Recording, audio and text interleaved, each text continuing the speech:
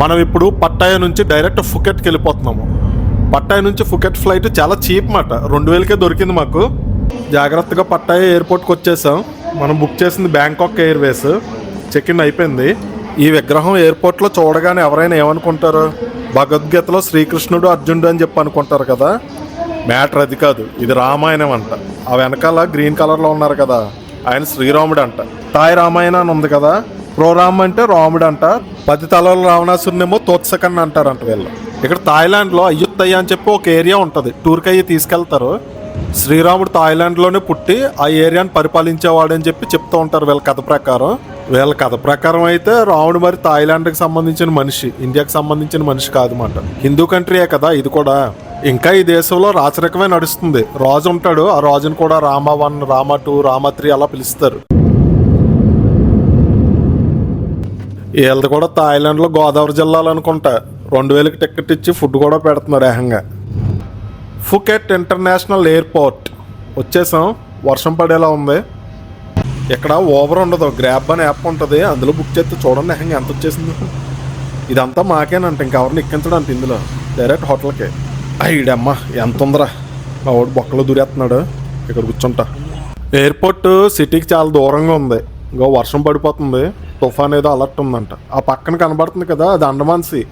అదే మనకు సంబంధించిన అండమాన్ ఐలాండ్స్ ఈ సముద్రంలోనే ఉంటాయి. సవాదికా ఫిఫీ ఐలాండ్ టూర్కి బయలుదేరాము. ఈ ఐలాండ్ చాలా బాగుంటుంది, చాలా సినిమా షూటింగ్లు అన్నీ అవుతాయి. ప్రజలారా జాగ్రత్తగా వినండి. ఇప్పుడు నేను మిమ్మల్ని సమాబే దగ్గర దింపేస్తాను. అక్కడ నుంచి మీరు మాయాబేకి నడుచుకుంటూ వెళ్ళాలి.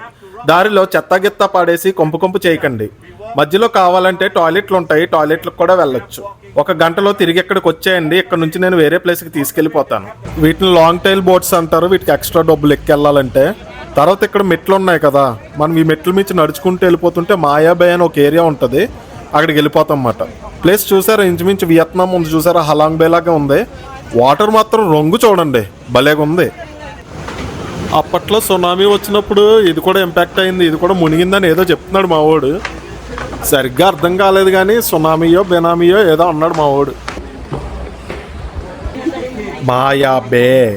మాయాబే అంటే మాయలు గీలు ఏం కాదు, జస్ట్ పేరు మాయమాట అంతే. ఇదిగో మా వాడు ఇక్కడ ఏం చెప్తున్నాడు, ఈ టైంకి తిరిగి వచ్చామంటున్నాడు. ఇంకా ఈ తుప్పల్లోంచి సునామీ ఎక్స్కవేషన్ రూట్ ఉందంట. సునామీ వస్తే తుప్పల్లోంచి వెళ్ళిపోవాలంట పైకి. ఎంతగానో ఎదురు చూస్తున్న మాయాబే వచ్చేసింది. ఇదే ఆ మాయాబే. ఇక్కడ మీకు ఒక క్విజ్ ఉంది. రీసెంట్గా ఒక సినిమాలో మంచి ఫేమస్ సాంగ్ షూట్ చేశారు ఇక్కడ. గెస్ట్ చేయగలరా ఏ సాంగో, ఏ సినిమానో? ఆల్మోస్ట్ పడిపోయిందే పిల్ల సాంగ్ ఉంటుంది కదా, దాస్కా దమ్కీలో. ఆ సాంగ్ మేజర్ మొత్తం ఇక్కడే థాయిలాండ్లో ఈ ఏరియాలోనే షూట్ చేశారు. మీరు ఈ లొకేషన్ గుర్తుపెట్టుకుని ఆ పాట చూడండి, కరెక్ట్గా మీకు తెలుస్తుంది క్లియర్గా. ఆ పాట మొత్తం ఆల్మోస్ట్ ఇక్కడే షూట్ చేశారన్నమాట. లొకేషన్ అయితే అదిరిపోయింది, మామూలుగా లేదు. ఈ వాటర్ రంగు, ఇసుక, కొండలు దెబ్బకి మెంటలెక్కిపోయింది.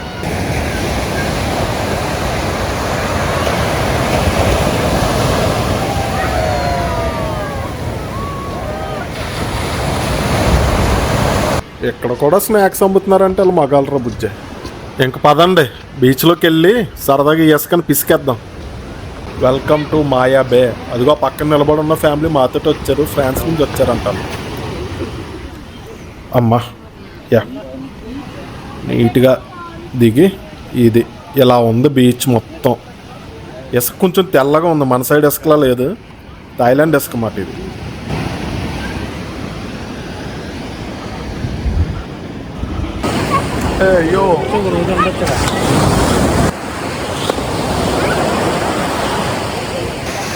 సెల్ఫీ స్టిక్ లేదు, నా తిప్పలు చూడండి, కెమెరా అలా పట్టుకుని చేస్తున్నాను. కరెక్ట్గా నేను నిలబడిన స్పాటే ఆ సాంగ్ షూట్ చేసింది. ఒకసారి వైడ్ యాంగిల్ పెట్టి మొత్తం చూపిస్తాను ఎంత బ్యూటిఫుల్గా ఉంది ఇక్కడని. ఇదిగో ఇలా ఉందన్నమాట మొత్తం ఇక్కడ అంతా కూడా. ఇదిగో ఇక్కడ చేసే యాక్టివిటీస్, ఇక్కడ బోట్ కనబడుతుంది కదా, దాన్ని లాంగ్ టైల్ బోట్ అంటారు. దానికి డబ్బులు ఇచ్చి సరదాగా ఇందులో తిరగొచ్చు. మీకు ఈత వచ్చు అనుకోండి, ఈత వచ్చినా రాకపోయినా లైఫ్ జాకెట్లు ఇస్తారు, అది వేసుకొని ఇందులో దూకేసి సరదాగా ఈత కొట్టుకొని బోట్ ఎక్కేయచ్చమాట. ఇక్కడ చేసే యాక్టివిటీలు అయ్యి. సైబీరియా నుంచి ఒక రకమైన పక్షులు ప్రతి సంవత్సరం థాయిలాండ్లో ఈ స్పాట్కి వచ్చి గూళ్ళు కడతాయంట. వాటి విలువ లక్షల్లో ఉంటుందంట ఏకంగా. ఆ పక్షిగూడిని మెడిసిన్స్లోని కొన్ని వంటల్లోని వాడతారంట. అందుకని చెప్పి దొంగలు వీటిని దొబ్బేయడానికి వస్తారంట. రాత్రి పగలో కూడా ఎవరో ఒకరు ఇక్కడ ఖచ్చితంగా కాపలాకు ఉంటారంట దొబ్బేయకుండా. గైడ్ చెప్తున్నాడు, మీరు ఎక్కువ గోల్ చేయకండి, గోల్ చేస్తే పక్షులు రావు మళ్ళీ ఇక్కడికి, మేము చాలా నష్టపోతామని చెప్తున్నాడు గైడ్. ఫీఫీ ఐలాండ్కి వచ్చాము.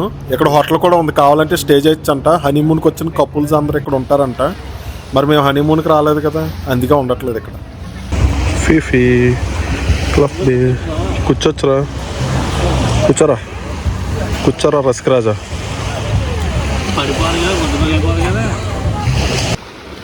ఇదిగో ఇక్కడ వాటర్ స్పోర్ట్స్ అవన్నీ ఉన్నాయి, స్టీమర్లో గేమర్లో గట్రా ఉన్నాయి. ఇది ఇంకో ఐలాండ్, బ్యాంబూ ఐలాండ్ అంటారు. ఇది ఫైనల్ ఐలాండ్ ఈ రోజుకి. ఇంకా ఇక్కడ ఒక గంట 2 గంటలు ఉంచుతాడు మనల్ని. పక్కన చిన్న అడవులాగా అయ్యి ఉంటుంది. అవన్నీ చూసి ఇక్కడ నుంచి మనం మళ్ళీ సిటీకి వెళ్ళిపోవడం. National park. ఈ పెట్ట చూడండి, మనుషులు బాగా అలవాటు పడిపోయి భయపడలేదు. ఇది జనాలు ఏమన్నా పెడితే తినడానికి వెళ్ళిపోతుంది అన్నమాట. అలాగా ఇంకొంచెం పెద్ద సైజులో ఉంటే మన వాళ్ళు కూరండి ఇద్దరు, చిన్నగా ఉంది కదా అందుకు జస్ట్ ఫుడ్ పెట్టి వదిలేస్తున్నారు. National park bamboo islands Phuket. ఇదే ఈ ఐలాండ్ మీద చిన్న అడవి. ఫారినర్స్కి అయితే టికెట్ ఉంటుంది, ఇక్కడ లోకల్ వాళ్ళకి అయితే ఫ్రీ మాట. ఇది నేషనల్ పార్క్ అంటే ఏదో గొప్పగా ఊహించుకున్నాను కానీ నేను, ఇదేం లేదు, న్యాచురల్గా ఫామ్ అయింది. బాగానే ఉందిలే. లోపల ఈ తుప్పల్లో నడడం మనకు బాగా అలవాటు కదా, నడుచుకుంటూ బీచ్లో బయటకు వెళ్ళిపోవడమే. ఇదిగో మన అబ్బాయిలకు మంచి ఇష్టమైన ప్రదేశం థాయిలాండ్లో. దీని అమ్మ ప్రతి సిటీలో కూడా వాకింగ్ స్ట్రీట్ ఉంటుంది. పార్టీలు, అమ్మాయిలు గిమ్మాయిలు అన్నీ జరిగే స్ట్రీట్లు ప్రతి సిటీలోనే కనబడుతుంది. వీడు చూడండి, వీడు బోర్డు పట్టుకొని ఇక్కడ వీడు ఏమవుతున్నాడు చూడండి, గంజాయి అమ్మేస్తున్నాడు. గంజాయి డైరెక్ట్గా గంజాయి అమ్మేస్తున్నారు వాళ్ళు. ఇదిగో ఈ ఇల్యూజన్ పబ్లో ఎక్కువ మన ఇండియన్స్ ఉంటారని విన్నాము. మస్ట్ ట్రై ఖచ్చితంగా వెళ్ళాలన్నారు. వెళ్తున్నాం లోపలికి.